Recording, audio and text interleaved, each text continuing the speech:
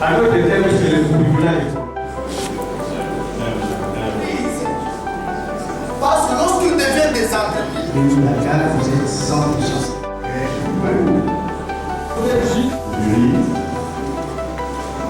Je n'ai pas trop envie en faire. Les membres du ce sont. Dans les lieux verts, nous sommes restés. Après, en tant que toutes les prescriptions.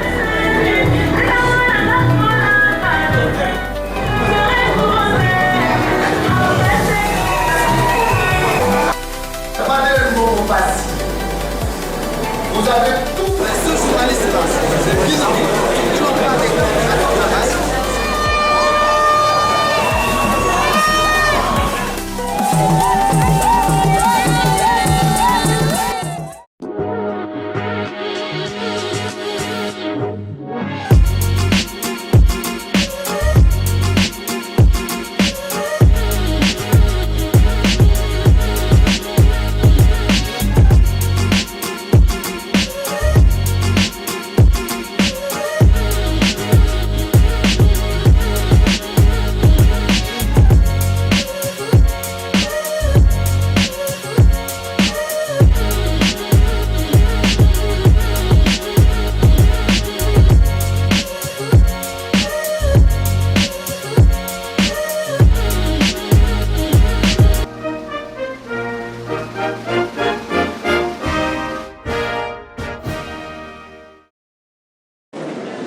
Alors, le thème, c'est le curriculum de formation ne devrait pas être interrompu.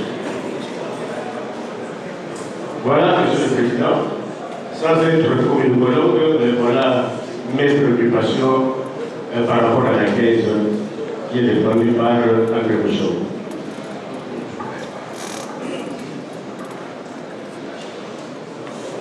C'est très bien. Je vois que le juriste n'est pas resté juriste, il est resté dans sa société. Et il a posé des questions pertinentes. Merci. Le professeur Jean Massia, mon maître, effectivement, il m'a pris maître scientifiquement. Dès la première année des graduats, il m'a enseigné. Et d'ailleurs, je vous avoue que si je faisais partie d'un scientifique à la faculté de droit où il est doyen, c'est vraiment lui qui devrait me mettre promoteur parce que, en tout cas, ses enseignements m'ont poussé. C'est ainsi que même au niveau des graduats et de licence, voire même le DEA, je suis resté un peu plus attaché aux questions relatives du droit. Parce que j'ai vu comment il m'a entravé. Et de temps à autre, soyez assurés que je ne vous appellerai jamais, et je ne vous dis jamais, collègue. Merci pour les remarques que nous allons améliorer dans de recherches futures. Quant aux questions, la première question était de savoir, peut-on réellement parler de l'éthique journalistique dans un environnement structurel, précaire que le nôtre?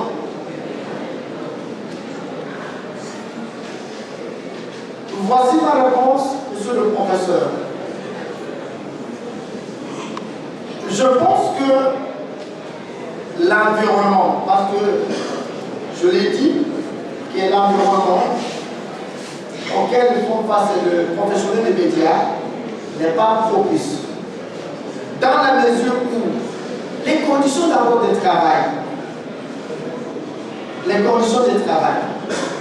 on peut bien exiger aux journalistes d'appliquer le code d'éthique et d'ontologie du journaliste congolais. Mais lorsque ce journaliste, même pour quitter sa rédaction vers le lieu où il est censé couvrir une manifestation, il n'a pas l'argent des frais de transport. Mais lorsqu'il arrive là-bas, il va exiger quoi? D'abord le frais de transport pour qu'il rentre. Je parlais de la précarité. La précarité des entreprises de presse. la pauvreté. Lorsqu'un journaliste sait qu'il a quitté sa rédaction, fait le lieu où il se tient, par exemple, une activité, et qu'en retour, la rédaction ne lui a rien donné ou ne bénéficiera rien, ce journaliste sera tenté, absolument tenté, et il va effectivement succomber à la corruption. Donc, par rapport à l'environnement, c'est comme un étudiant, le papa envoie son enfant à l'école, mais il n'a pas les moyens, où il fait le pied vers l'école. Déjà en cours de route, l'enfant sera déjà fatigué. Psychologiquement, lorsqu'il sera à l'école, il ne va pas bien suivre les matières. Donc il y a effectivement un problème. Il sera difficile d'exiger à un journaliste, c'est comme un agent aussi. Un agent qui travaille tout un mois, mais à la fin il n'est pas payé. Si nous étions dans l'administration, cet agent fera la grève. Il va commencer à réclamer. Voilà la réponse, monsieur le professeur, à votre première question. La deuxième question que vous me posez, c'est de savoir la part de l'État dans les dérives journalistiques. La part de l'État. Oui. L'État est aussi responsable à sa part. À l'époque, lorsque le professeur ordinaire, mon maître, Émile Bonelli, était ministre de l'Information, je suis convaincu qu'il n'a pas oublié ce que je veux dire ici. Il avait pris une note circulaire. D'abord, donnant les critères pour qu'une personne puisse ouvrir une chaîne de télévision ou une radio. Le professeur effectivement n'a pas oublié cette note circulaire. Il avait donné des critères pour ouvrir. Vous devez avoir un personnel qualifié. Vous devrez déjà avoir tous les documents. Et en même temps, vous devez présenter un compte bancaire qui va vous permettre à prendre en charge le journaliste pendant le 5 premiers mois. Mais est-ce qu'aujourd'hui ça ne se fait pas? Déjà, il y a une confiance de la part de l'État, de manière administrativement. Il suffit que l'État dise, bon, pour ouvrir une chaîne de télévision, payer tel document. Non, il ne regarde pas l'ordre après avoir ouvert la télévision ou après avoir recruté le journaliste. Est-ce que c'est... Je parlerai aussi de l'assainissement de l'espace médiatique congolais.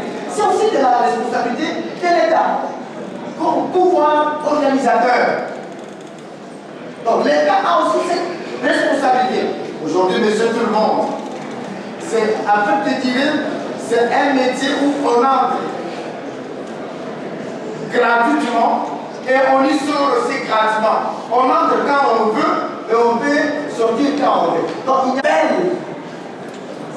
Je voudrais, parce que je ne dirais pas que le journal universitaire fonctionne aussi comme la SDL, non. Certains médias fonctionnent comme des boutiques de propriété qui dépendent exclusivement de leurs propriétaires.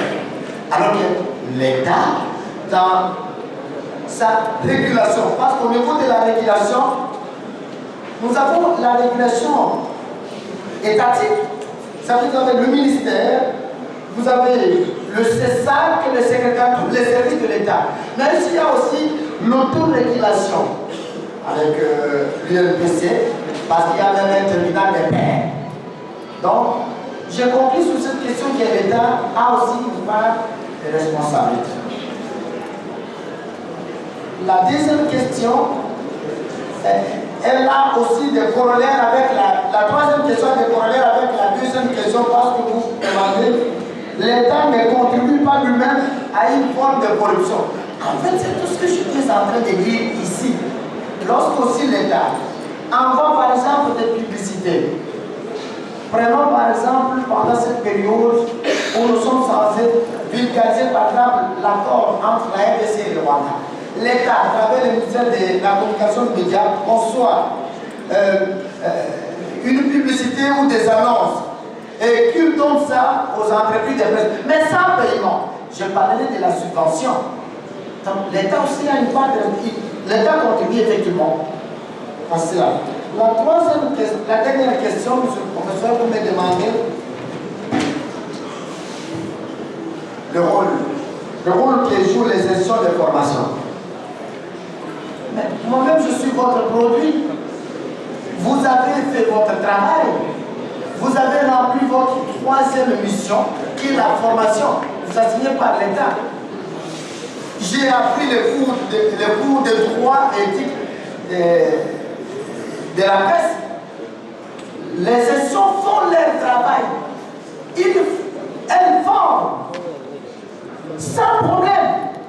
Mais lorsque les apprenants terminent, lorsqu'ils sont sur le terrain, lorsqu'ils sont dans le monde professionnel, mais ils voient d'autres réalités. Je parlerai des réalités des terrains.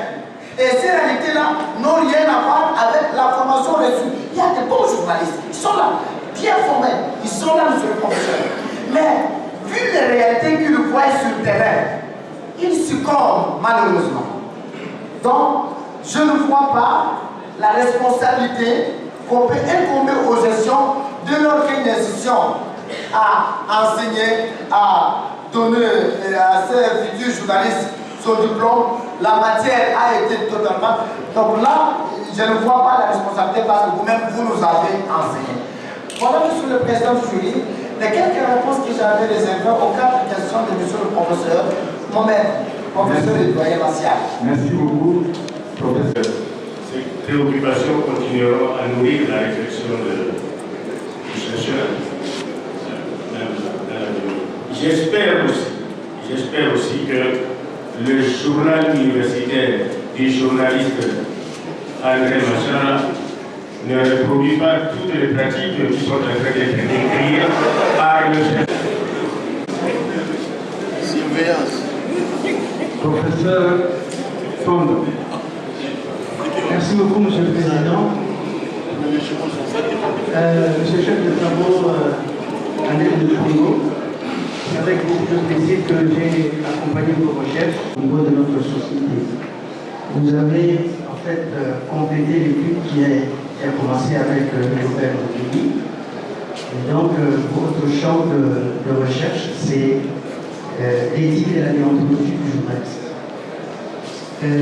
Toutes les observations qui ont été faites au cours de la défense privée ont été à 80% intégrées dans votre travail, sauf ce que je vous avais dit sur l'opérationnalisation des concepts. Il est vrai que vous avez les dimensions, montré les composants, vous donnez les indicateurs. Donc il y a cet élément. À côté de cela, je vois que tout le reste répond à mes préoccupations qui ont été formulées à cette occasion-là. Alors, je voudrais dire ici que M. Mouchongo, vous êtes 100% sikh. Vous n'êtes pas Béni Dakar, vous êtes 100% sikh. Donc, je suis fier de vous parce que je vous ai eu comme étudiant. Vous avez évolué, j'ai vu comment vous êtes battu jusqu'à devenir ce que vous serez dans quelques instants, docteur. Donc, personnellement, je pense que vous méritez ce qui a été dit, notamment sur la littérature. Je vois que je ne suis pas ici pour répéter ce que les autres ont dit, vous avez noté. Je voudrais ici, au-delà des éloges que j'ai faits, et surtout sur la qualité de votre travail, je voudrais quand même cesser de journaliste. Vous êtes un journaliste professionnel et vous avez aussi la casquette d'enseignant de journalisme. Vous intervenez aussi dans le cadre pour l'éthique et l'identité. Et aujourd'hui, vous avez la casquette l'homme politique. Donc je suppose que vous avez une grande expérience, vous connaissez bien le monde médiatique congolais. Alors, je voudrais poser ma première question au profit du métier de communicateur politique. Ça, c'est la première question. La deuxième, c'est vous semblez ici décrier, bon, en fait, vous dénoncez les pratiques de corruption à travers votre travail. Alors, j'aimerais aussi avoir votre avis. Est-ce que vous pensez que ce phénomène, est-ce qu'on peut réduire l'ampleur de ce phénomène dans notre pays avec l'expérience que nous avons? Pour le reste, la bibliographie est très bonne. J'ai vu même des ouvrages récents. Et donc, je ne voudrais pas revenir sur tous ces aspects. J'ai dit, Monsieur le Président, et je vous redonne la parole. Merci beaucoup. Le protocole a été bref, répondeur lui aussi de manière brève pour gagner le temps. Vous avez la parole.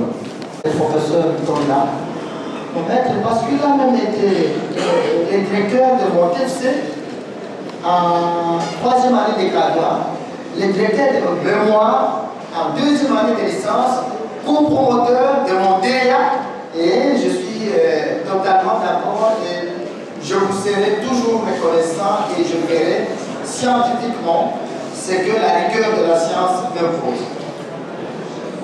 La première question était de savoir si le métier de journaliste peut-il disparaître au profit de celui de communicateur. Je dirais non, c'est un travail, il ne peut pas disparaître. Quel que soit ce que nous sommes en train de décrier, les métiers de journaliste doivent continuer. Il ne peut pas disparaître. Il ne peut pas disparaître. Donnons chaque année, monsieur le professeur Philippe Tonda est en train de diplômer. De diplômer et quoi? De licencier en journalisme. Mais comment ce métier? C'est peut-être lorsqu'il y aura la fermeture des sciences de l'information et de la communication, à ce moment-là, on peut continuer, même si on fermait, il y a certains métiers où on n'organise même pas l'enseignement supérieur, mais qui évoluent à combien plus forte raison que le métier où il y a des gradés, des licenciés, des docteurs, peut disparaître. Donc, ça ne peut pas disparaître. Au niveau de la deuxième question, vous demandez si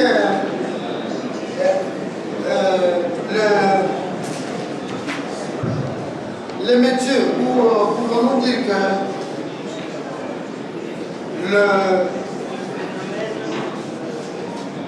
est-ce qu'on peut estimer réduire l'ampleur du phénomène de corruption de la presse?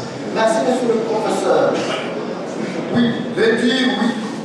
Réduire, oui. Mais à condition, monsieur le professeur, à condition, que le journaliste applique le code de déontologie du journaliste congolais. 2, à condition que les organes de presse deviennent des entreprises. Parce que lorsqu'ils deviennent des entreprises, on sous-entend que les journalistes vont signer des contrats de travail à condition qu'il y ait l'appropriation de nouvelles technologies de l'information et de la communication par les entreprises de presse, à condition qu'il y ait l'amélioration de conditions de travail de journalistes, à condition que l'État congolais puisse aussi faire sa part de responsabilité, à condition que l'assainissement.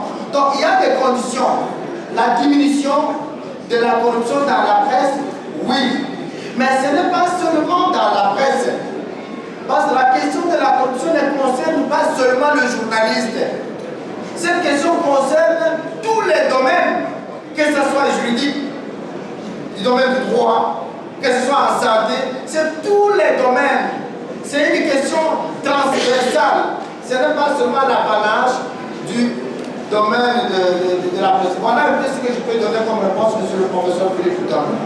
Monsieur le professeur, je disais si le métier de journaliste n'allait pas disparaître au niveau de notre pays au profit du métier de communicateur politique. Nous diplômons des gens licenciés en ceci, mais dès qu'il est dans les médias, il devient porte-parole de M. Tel, etc. Donc, il fait des articles à la loi de tel. C'était ça ma préoccupation. Je crois que vous avez la réponse et je préfère m'arrêter. Merci beaucoup. Maintenant, je m'accorde la parole comme membre du jury. Monsieur Chongo, je suis très fier de vous. Non seulement parce que vous avez présenté un travail de valeur, mais aussi vous avez répondu à mes nombreux harcèlements, n'est-ce pas? Chaque fois que je vous voyais, je ne vous parlais que de ça. Et nous voici aujourd'hui, n'est-ce pas, à la défense de la presse.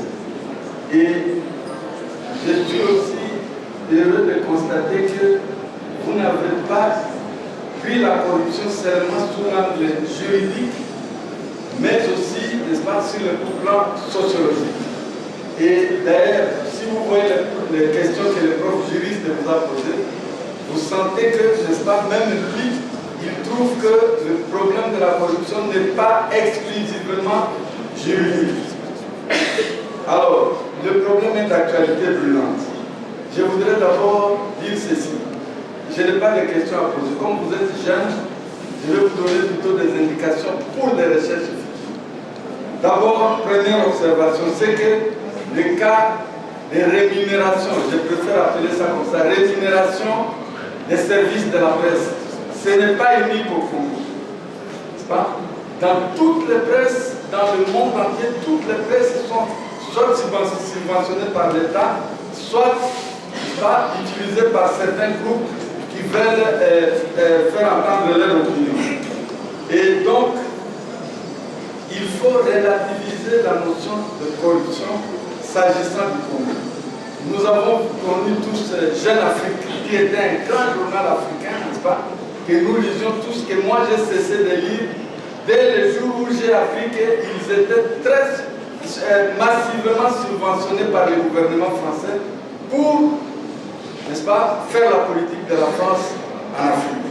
Donc ils étaient, selon les termes habituels, n'est-ce pas, ils étaient aussi corrompus, mais ils disent subventionnés. Deuxième observation, il n'y a pas de journalisme neutre. Personne, les mêmes faits, nous pouvons les commenter différemment selon, n'est-ce pas, l'entendement de chacun, selon l'idéologie de chacun. Et le journalisme n'est pas non plus un service gratuit, ça a un coût. Et partout dans le monde, les journalistes, les libertés des journalistes sont contrôlées. Nous venons de le voir, l'Occident aujourd'hui, n'est-ce pas, comment ils font, comment vous appelez ça, sur les informations de la guerre Iran-Israël, n'est-ce pas? Ils ont fait un embargo, personne ne peut parler de ça ou de ça. C'est que le gouvernement contrôle. Et toute la presse occidentale parle de manière partiale de cette guerre. Donc pour vous dire qu'il n'y a pas de journalisme neutre. Alors, il ne faut pas non plus s'attaquer à ceux qui font le travail d'attaché de presse. Un attaché de presse auprès d'un ministre est là pour promouvoir les actions du ministre et non pour commencer, n'est-ce pas, à les critiquer publiquement. Alors, le phénomène de coupage, ce n'est pas coupage comme on écrit en français du verbe couper. Le mot coupage vient de l'ancien vice-ministre Koupa. Koupa était un homme très généreux, il était vice-ministre des Finances, il était très généreux. Chaque fois que les journalistes allaient chez lui, il leur donnait toujours quelque chose. Et celui qui a formé ce terme était chef de l'agence ACP à Obandundu, n'est-ce pas? Tabassing, le vieux Tabassing. Et il dit que c'est lui qui a inventé le mot coupage, tout simplement pour dire un ministre qui fait des libéralités, n'est-ce pas, qui tient compte de la vie des journalistes. Et à l'époque, les journalistes n'étaient pas aussi malheureux qu'aujourd'hui. Et donc, le terme coupage, ce n'est pas de la corruption originellement. C'était des libéralités que le ministre offrait aux gens, n'est-ce pas, qui allaient le voir. Et personnellement, n'est-ce pas, vous l'avez dit, j'ai été à la communication, je ne me souviens pas avoir corrompu un journaliste. Mais je me souviens avoir aidé plusieurs journalistes qui venaient, n'est-ce pas, dont je savais qu'ils n'avaient même pas de quoi rentrer. Parce que vous, les patrons de presse, n'est-ce pas, vous y compris, n'est-ce pas, vous ne donnez jamais de l'argent à ces gens. Et j'apprendrai plus tard qu'on leur exige même pour que les demandes soient publiées, qu'ils versent de l'argent. N'est-ce pas? Et c'est pour cela que vous avez parlé de l'arrêté que j'avais pris, n'est-ce pas, pour déterminer les éléments pour une entreprise de presse. Alors aujourd'hui, n'est-ce pas, je pense que tout le monde l'a dit, les journalistes clochardisaient à un certain degré de misère. Le respect de la déontologie n'existe pas. N'est-ce pas? Et ça, tout le monde le sait. À un certain degré, quand l'homme arrive à un niveau où il ne peut plus, n'est-ce pas, il devient vicieux. Alors, qu'est-ce qu'il faut faire pour l'avenir? Quels sont les types de recherches qu'il faut faire? Au lieu de toujours s'attaquer aux journalistes qui constituent le maillon faible, attaquez-vous maintenant aux entreprises de presse, à l'État qui doit réglementer, n'est-ce pas, la profession. Et même votre corporation, n'est-ce pas? La corporation ne protège pas les journalistes, de sorte que n'importe qui peut devenir journaliste. Et toutes les gaffes qu'ils commettent, n'est-ce pas, ça tombe dessus. Alors moi je vois souvent les gens se battre pour l'INPC, mais est-ce qu'ils protègent vraiment les journalistes? Est-ce que quand, bon, j'ai moi-même formé plusieurs journalistes, n'est-ce pas? Je ne suis pas journaliste, mais j'ai formé, n'est-ce pas, des journalistes à l'IFASI, où je suis prof de sociologie. Et donc, on ne protège pas, je vois la plupart de mes étudiants brillants, mais qui sont vraiment clochardisés complètement. Donc, vous ne le protégez pas. Il faut aussi faire attention, insister sur le rôle de l'État. L'État qui ne subventionne rien et l'État qui laisse l'anarchie régner. Il n'y a aucun pays où on peut avoir autant de chaînes de télévision qu'ici chez nous. Ça devient comme des arachides. Donc n'importe qui, si là, il paraît que les émetteurs ne coûtent pas cher, n'est-ce pas? À moins de 5 000 $, on peut s'offrir un émetteur, on le place quelque part et on commence à diffuser, à dire n'importe quoi. Alors, ceux qui font le code de déontologie, je termine par là, n'est-ce pas? Insister aussi pour que le code s'adapte aux conditions de notre pays. Et pas seulement recopier les codes déontologiques d'autres pays. Il faut l'adapter aux conditions de notre pays. Alors, je pense que je vais me limiter là. Je ne vous pose pas de questions. Beaucoup de questions vous ont été posées, que moi aussi j'aurais pu poser. Je ne reviens plus sur ça. Je vous félicite pour votre courage, n'est-ce pas?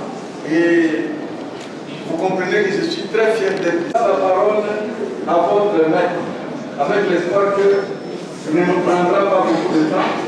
On a tellement parlé en bien de votre... Vous avez la parole.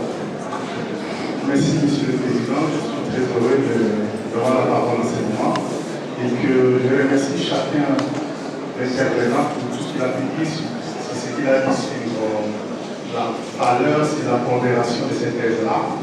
Mais je voudrais vous dire que je ne peux pas revenir sur tout ce qui a été comme frais, parce que c'est important, c'est là de la condition humaine. Nous sommes dans la finitude. Ce qui est très important dans la finitude, c'est qu'on n'est pas de Dieu, on n'est pas de bête. Mais je voudrais quand même dire, je voudrais commencer par un proverbe, c'est celui-ci. Si tu veux lever, va dormir. Mais si tu as des rêves, reste éveillé. Je réponds, si tu as des rêves, si tu veux rêver, va dormir. Mais si tu as des rêves, reste éveillé. André Bouchongo, le patron de ces jours, tu as compris ce proverbe-là. Tu as eu un rêve et ces rêves-là vous ont permis de rester éveillé. C'est vrai, il y a bien des choses, mais je voudrais ici me permettre d'allonger ce qui est très intéressant. Mais allonger cette liste, pour moi, c'est structuré en 6 pans. Il y a la fracture problématologique de la dette, c'est très important, il faut questionner. Vous avez pratiqué ce qu'on appelle l'hermétique des soupçons. Et j'ai retrouvé un Karl Marx, j'ai retrouvé un Sigmund Freud, j'ai retrouvé Nietzsche, qui sont des philosophes qui soupçonnent. Donc on n'accepte rien. Vous êtes dans ces champs-là. Vous avez plusieurs statuts, mais vous n'acceptez rien. Il faut interroger. Il y a l'équation épistémologique. Comment construire le savoir? Comment il faut le faire? Quels sont les chaînes de pensée qu'il faut mettre en place? Vous n'êtes pas simplement fonctionnaliste, mais vous êtes aussi interprétatif. Vous prenez en compte un fait social, donc qui sont des pratiques sur la connexion, et vous ne dites pas que ce sont des pratiques mauvaises ou des pratiques bonnes. Vous dites, je veux comprendre. Et tout est à votre honneur. Il y a l'aspect phénoménologique. Les faits qu'on vous a appris au départ, les commentaires sont libres, et que les faits, comme vous le savez, sont sacrés. Qu'est-ce que vous nous dites? Qu'est-ce qu'on fait? Et cette démarche descriptive, cette démarche ethnographique est très importante parce que sinon personne ne va. Il y a l'épisentaire méthodologique. Vous le savez, c'est très important. Il n'y a pas de travail scientifique sans méthodologie, mais je voudrais insister sur un aspect, l'aspect axiologique. Je n'entre pas dans tous les débats, mais je voudrais quand même faire une incursion sur un aspect très important, la préconisation épistémologique qui croise un cheminement tripolaire, parce que là, je voulais répondre de mon point de vue à certaines préoccupations. En fait, il y a les statuts de la production comme idéal. Ici, la production permet d'analyser toutes les actions possibles d'un journaliste. C'est ça le plan de richesse. C'est cette dilatation, c'est cette migration qui est très importante, qui fait en sorte que nous allons retrouver l'appareillage économique, l'appareillage juridique, l'appareillage sociétal, l'appareillage moral. Quel honneur pour vous. Les détachements qui conduisent avec ce qu'on nomme judiciairement la littérature épistémologique. Je voudrais demander au président, avec ce que vous avez dit quelque chose là-dessus, je dis tout simplement que lorsqu'on évoque les détachements, lorsqu'on nomme judicieusement la lecture, on ne s'arrête pas sur une notion qui s'appelle l'état de la littérature parce qu'on l'a écrit. On a écrit ces termes-là. Mais malheureusement, dans votre travail, vous avez fait un mauvais placement. C'est-à-dire que les termes d'état de la littérature devaient aller de la page 4 à la page 13.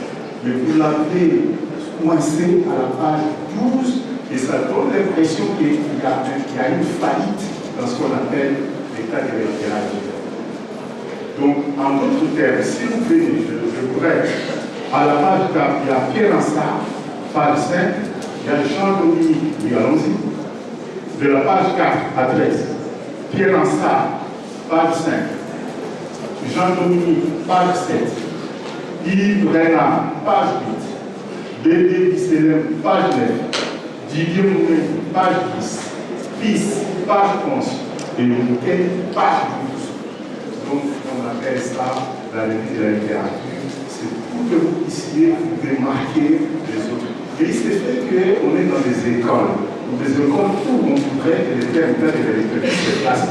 Mais il y a aussi d'autres écoles qui ne font même pas ça. Donc, tout celui qui va dire, ça dira que là, l'intention est en train de faire une discussion avec les dépensiers. Et c'est ce que vous avez fait. Je crois que votre erreur, c'est d'avoir mal placé les caisses de la littérature, seulement à la page 12 où on a quelques nickel. Cela dit, cette construction s'autorise, en fait, ce que vous avez posé pour moi. Je suis tenté de dire que la marque la plus importante, c'est le caractère extensif. Est-ce que l'homme dans une société n'est coincé que par le juridisme? Est-ce que l'homme dans une société ne vit que par les travers économiques? Je ne sais pas. Il y a des sociologues dans cette salle qui peuvent répondre à cette question-là. Et pourquoi vous avez fait cette dilatation? C'est parce que vous n'avez pas idée dans l'épistémologie mécanistique qui sont ici. On a toujours enseigné une notion insidieuse et mal comprise. On dit toujours que le journaliste est indépendant. Le journaliste a l'indépendance. Il s'agit d'un mirage, il s'agit d'une fausseté. Ce qu'on appelle indépendance du journaliste, c'est une indépendance calculée et raisonnée. Pourquoi? Aujourd'hui, dans ce qu'on appelle. En fait, ce qu'on a enseigné, c'est quoi? On a enseigné ce qu'on appelle la sociologie des médias, mais on n'est pas allé plus loin. Pourquoi? On tient compte de l'interdépendance. Et nous mettons une relation d'interdépendance avec les sources, avec les autres acteurs qui influencent la situation qu'on appelle l'information. Et c'est très important, il faudrait qu'on arrive. Et pour terminer, je voudrais parler de la théorie des grandeurs. De quelle grandeur s'agit-il? Lorsqu'on parle de grandeur, il s'agit de mérite. La grandeur de la prise de parole. Lorsque vous prenez la parole très mal, vous êtes de travers, vous êtes dans la dérive, c'est une corruption. C'est-à-dire que vous avez dégradé le travail que vous avez fait. Lorsque vous êtes la grandeur de l'écriture, lorsque vous écrivez mal, vous êtes dans la corruption. La grandeur des genres, le professeur, membre du jury, le professeur, comme l'a pensé à faire ses écrits, il sait ce qu'on appelle genre. Dans le livre, il dit, vous ne pouvez pas être dans l'interview, vous nous présentez comme si vous étiez en reportage. Là, c'est une corruption. Mais ça n'a rien à voir avec l'aspect économique. Il y a aussi la grandeur des relations avec les sources. La grandeur organisationnelle, c'est-à-dire que même les organisations en place de l'empathie. Et aussi, il y a la grandeur liée au pouvoir public. Ainsi donc, c'est cette idéalisation que j'ai aimée, c'est cette acceptation de la corruption qui est plus analytique. C'est la multiplication des acteurs que ces gens déterminent, et tout cela s'équilibre dans ce qu'on appelle la pensée. C'est très important.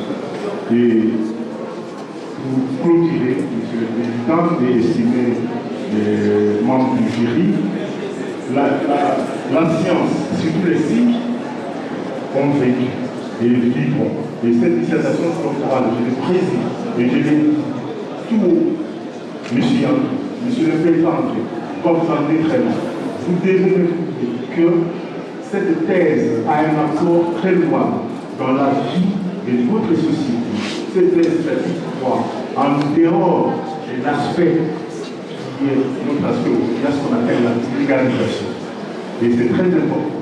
Et je vous attends sur ce point-là. Je vous attends au tournant sur la vulgarisation. Ainsi donc, monsieur le Président, je recommande cette dissertation doctorale.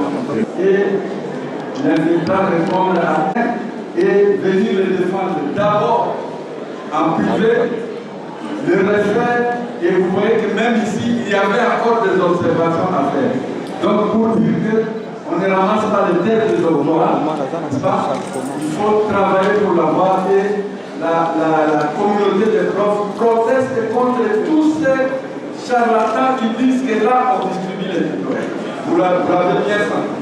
Alors, monsieur Mouchon, j'ai pensé, n'est-ce pas, la justesse de votre thèse, j'ai pensé vous remettre un ouvrage écrit par le professeur Franck Elias Moukania Loussane de l'IFASI, n'est-ce pas? Cet ouvrage va s'intituler Face à l'enfer médiatique en République démocratique du Congo, stratégie de communication institutionnelle.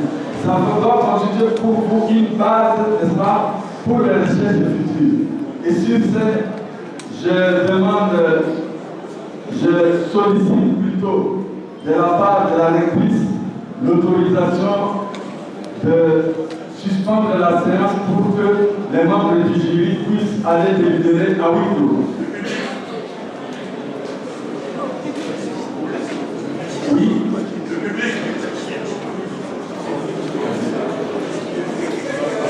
La présidence. Merci. La présidence de la séance autorise de laisser le public. Merci beaucoup. Je vous avais demandé d'aller lui demander l'autorisation. Comme vous n'êtes pas rentré, je croyais que j'allais exposer un pas dans l'église. Le public,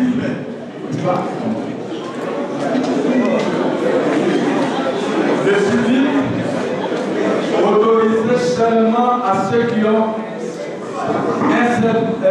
à ceux qui sont docteurs à thèse. Il n'y a que les docteurs à thèse qui peuvent poser les questions. Nous allons accorder la parole à 2 personnes. Et c'est vrai. On commence par vous. C'est vrai, attendez. Bon, vous posez juste une question. Vice-membre du jury, je n'ai pas de commentaire à faire. Ce n'est pas que je manque, mais c'est la directive du président.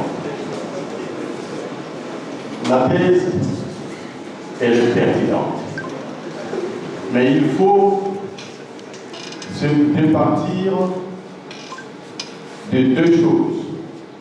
Le principe du chasseur et le principe du gibier. Le chasseur va chasser les gibiers, mais il peut arriver que le gibier devienne chasseur. Il se fait qu'on est dans cette situation-là où le tout prochain docteur Mouchongo est chasseur d'information. Mais il est aussi le journaliste et gibier sur qui tombe toute la responsabilité de la corruption. Le journaliste lui-même, en dehors de tout ce qu'il a reçu comme cursus, a une âme, son moral, son éthique. C'est que pour le procès Moukeni appelle l'âme du journaliste. Est-ce qu'on peut aujourd'hui dire tous les professeurs se font corrompre parce qu'ils sont mal payés?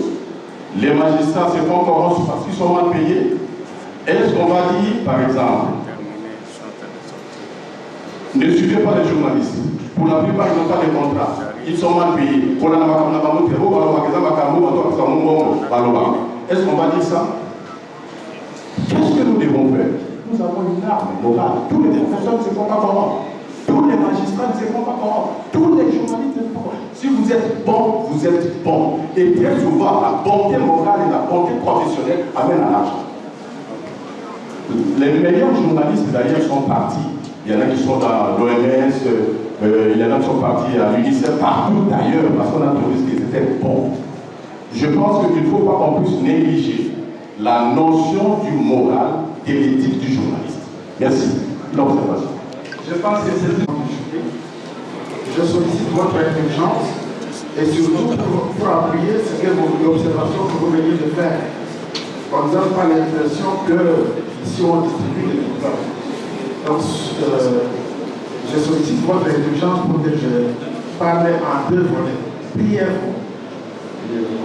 D'abord, je voudrais donner un avis sur le supplémentaire. Ensuite, une petite question et qui va peut-être compléter l'honorable professeur Bamani. Comme vous l'avez souligné, je voudrais associer ma voix. Je suis très fier d'André Bouchon.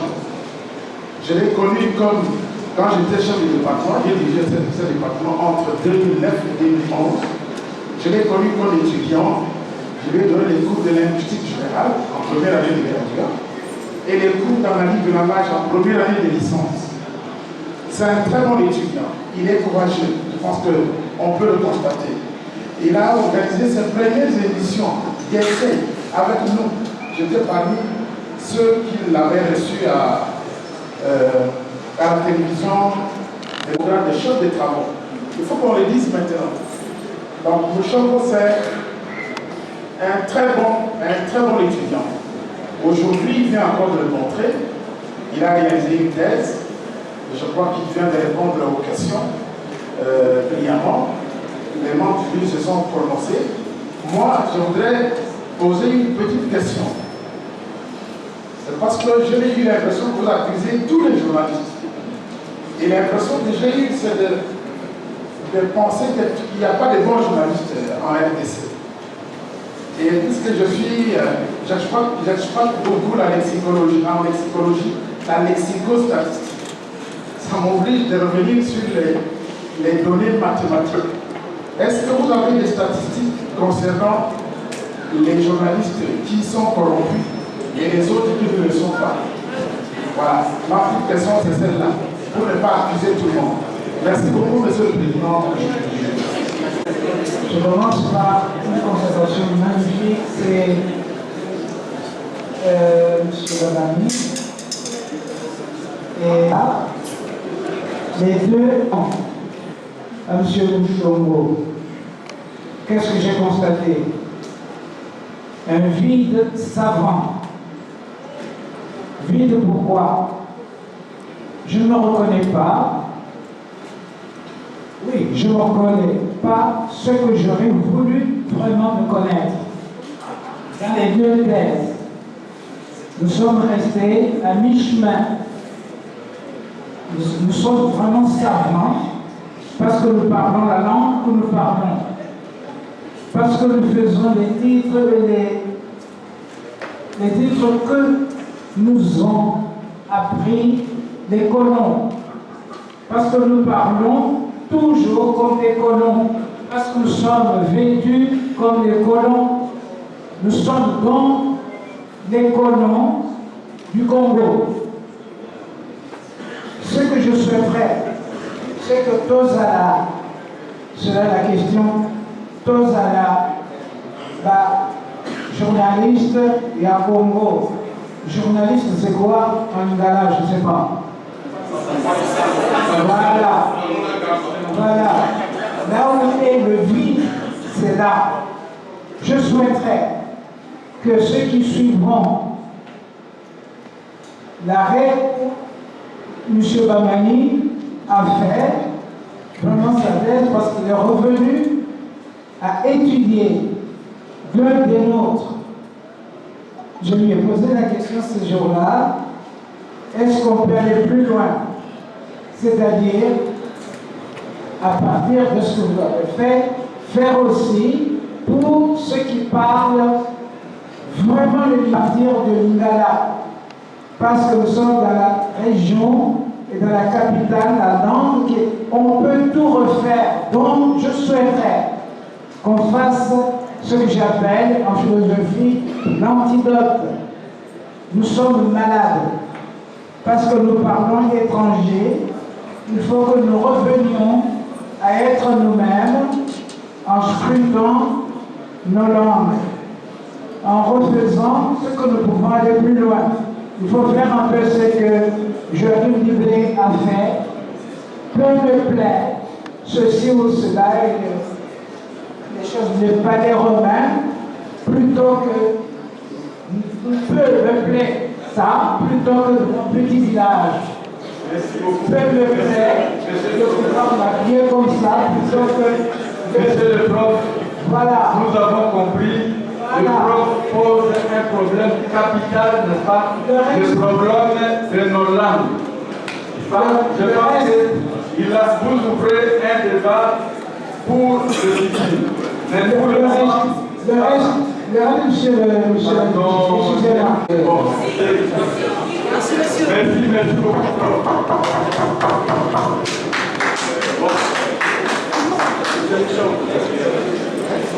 Merci, Monsieur le Président du jury. Je voudrais préciser en disant ceci. Cette thèse, cette recherche doctorale prend la dimension sociologique. Cette thèse quitte la dimension effectivement juridique, parce que pour parler de la corruption, il faut les binômes. Il faut les corrompus et les corrupteurs. Et seule la justice peut dire que tel est corrompu.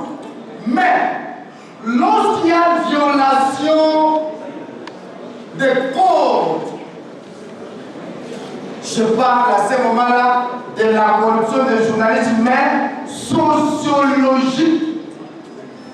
Lorsqu'un journaliste étouffe une information, peut-être pour la peur, pour moi, monsieur le professeur Ekwapam, ce journaliste est corrompu.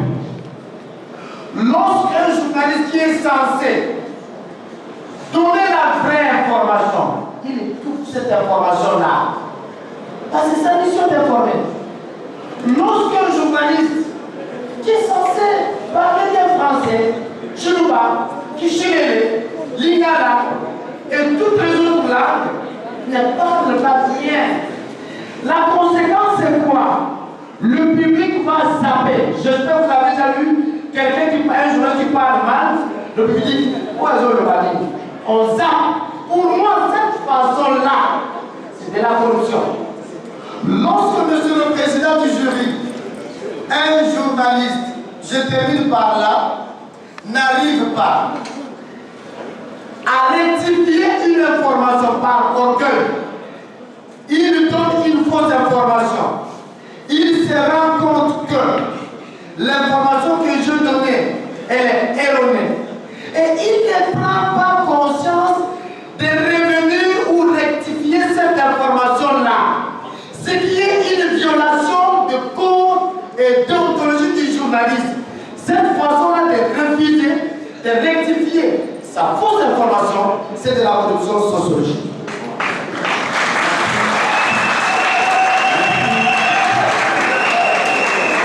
Madame la République, nous avons terminé. Je ne sais pas ce que je veux dire. Nous sollicitons plutôt, n'est-ce pas, l'autorisation d'aller délibérer à 8 jours. Vous avez... C'est déjà dit, nous prions Madame la directrice de l'Université pédagogique nationale, en sa qualité de présidente de cette séance, de la suspendre enfin ou envie de permettre aux membres du jury d'aller délibérer à Madame la directrice.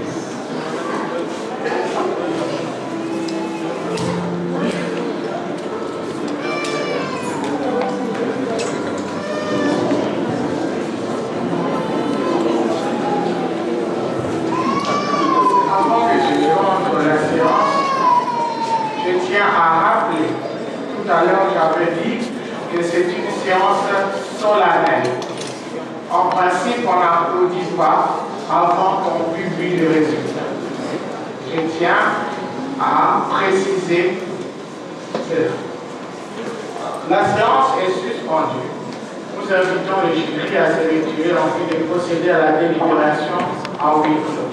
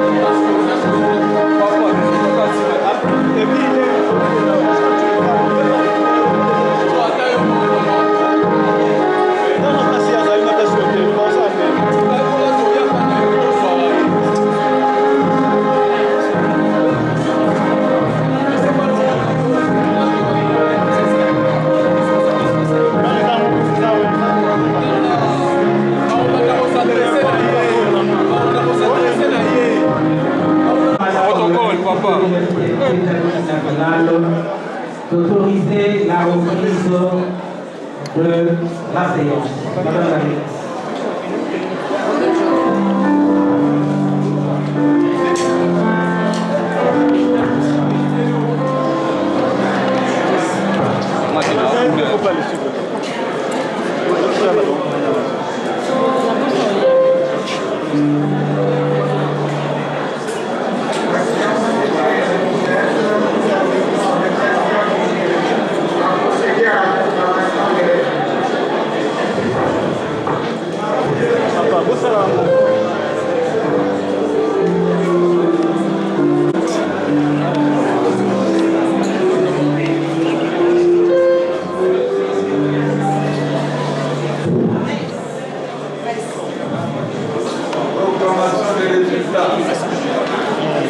Le jury chargé de procéder à l'organisation de l'épreuve doctorale en sciences de l'information et de la communication, orientation, éthique et déontologie du journalisme a examiné la thèse présentée par les candidats en vue de l'obtention du grade de docteur. Après délibération à huis clos, le jury a pris la décision suivante. Monsieur le chef de travaux, Mouchongo Machara André a réussi à l'ensemble de l'épreuve avec la mention grande distinction.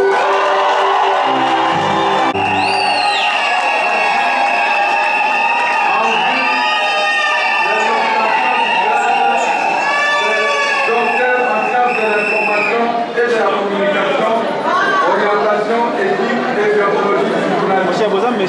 Les prescriptions de l'ordonnance loi numéro 85 par 12 du 29 mars 1985, telle que modifiée à ce jour, relative à la collation des grades académiques, étant rigoureusement respectées. Nous invitons Madame la rectrice de l'Université pédagogique nationale à bien vouloir conférer le grade de docteur en sciences de l'information et de la communication, orientation éthique et déontologie du journalisme au candidat précipité. Fait à Kinshasa le 2 août 2025. Les noms de jury.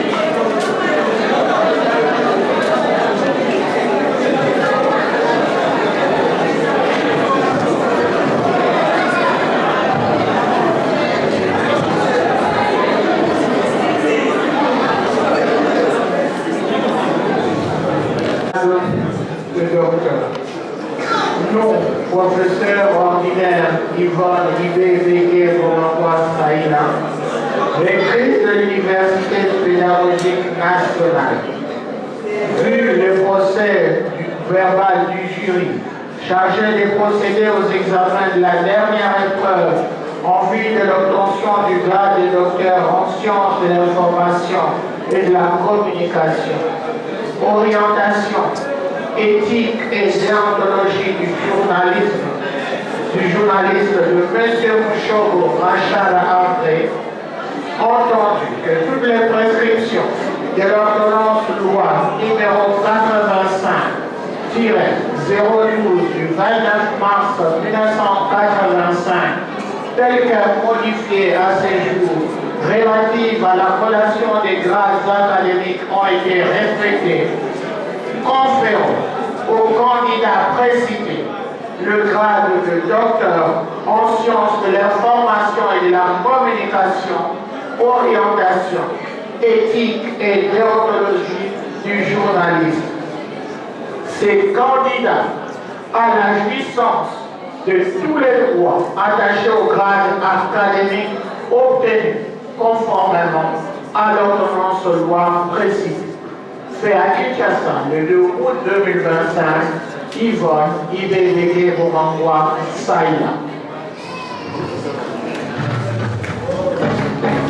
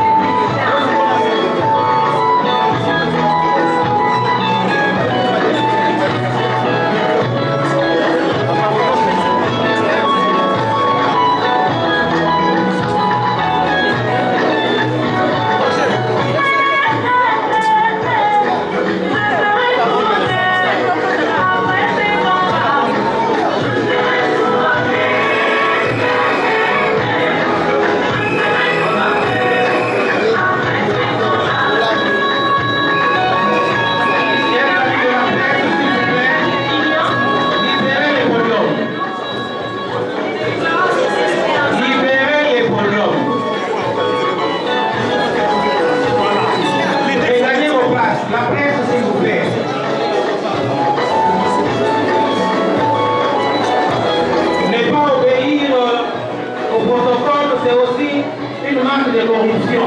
Ah.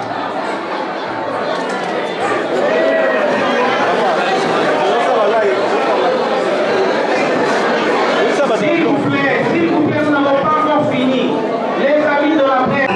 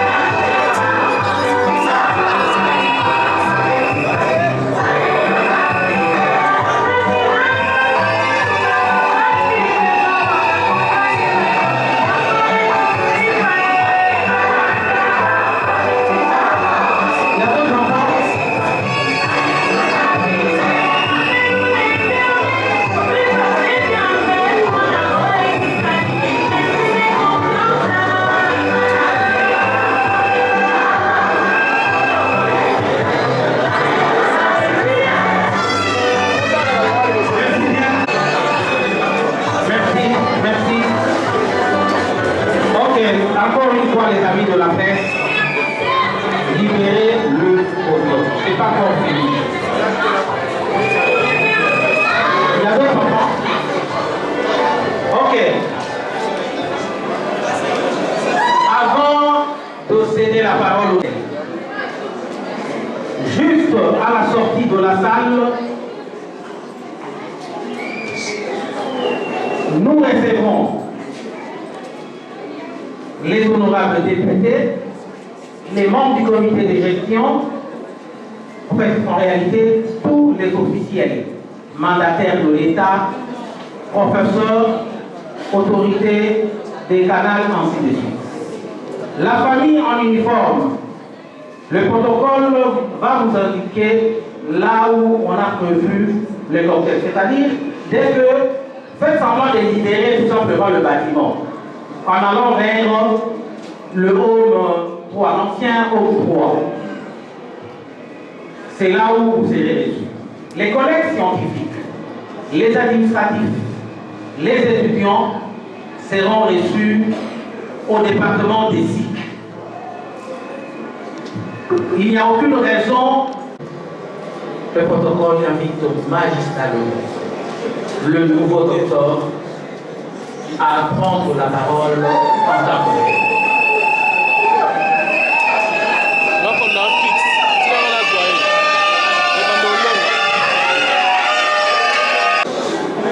Monsieur le membre du jury, honorables députés nationaux, chers collègues, honorables sénateurs, des observés de l'Université pédagogique nationale et le pouvoir public, je voudrais vous remercier.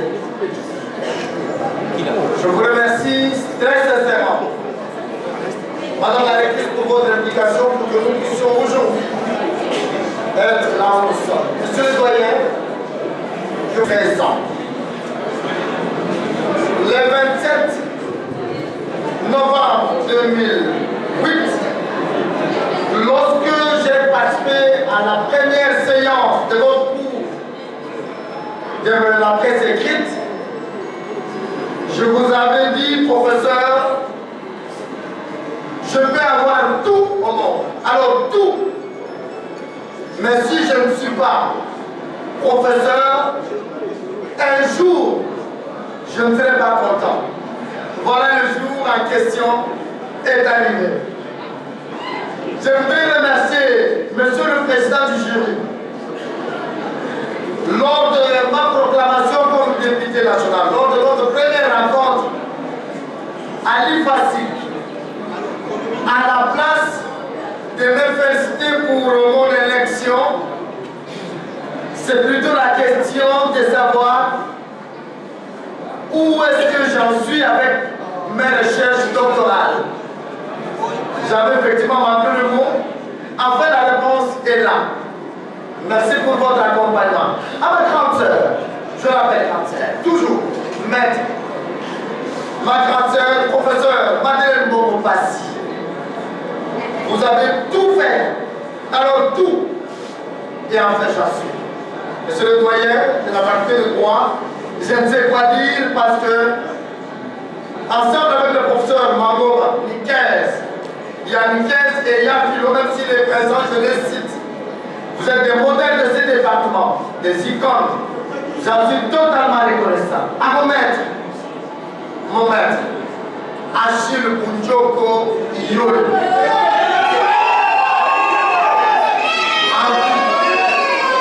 Votre rigueur, lorsque je m'en souviens des fois, vous me chassiez parce que je n'avais pas respecté ce que vous m'aviez demandé de faire. Toute la recommandation que vous me faisiez, enfin j'en suis content. Je vous dis sincèrement merci. À tous les collègues députés nationaux, vous seriez très nombreux.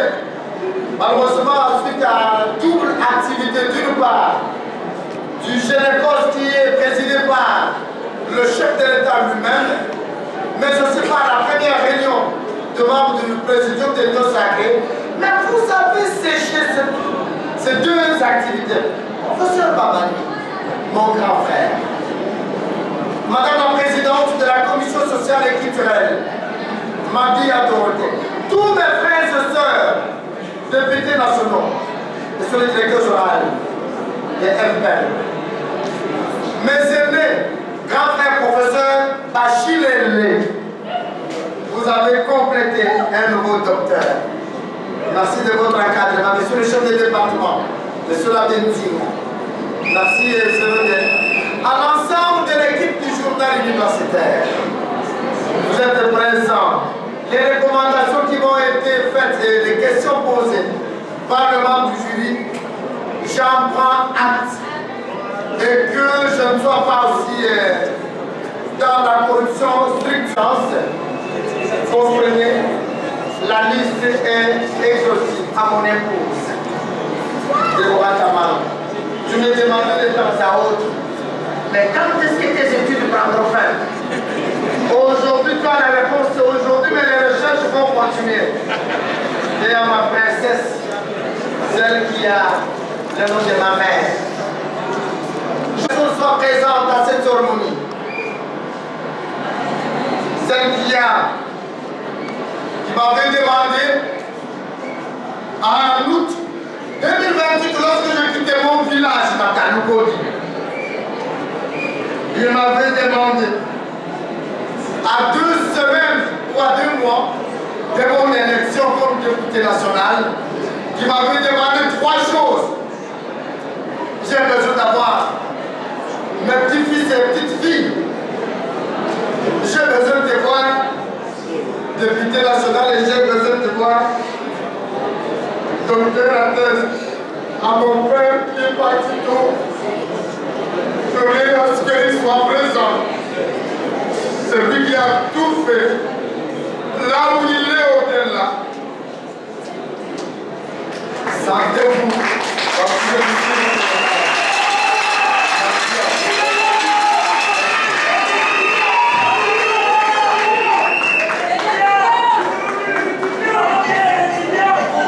Voilà.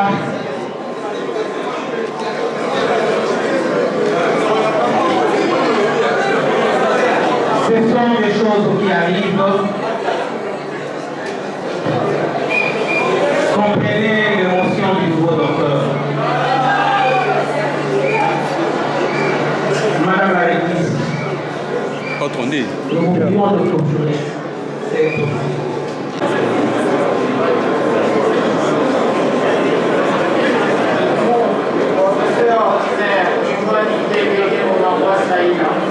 Écrit de l'Université pédagogique nationale, déclarant clause de la séance de soutenance publique de la thèse de doctorat intitulée Pratique de corruption dans la presse congolaise, contribution sociologique à l'éthique et à la déontologie des journalistes, du docteur Mouchogo Machara André. Nous vous remercions d'avoir observé le caractère solennel de la cérémonie académique et vous souhaitons bonne fête. Frère Kinshasa, le 2 août 2025, Yvonne Ibébeke Omangwa Saïna. Merci.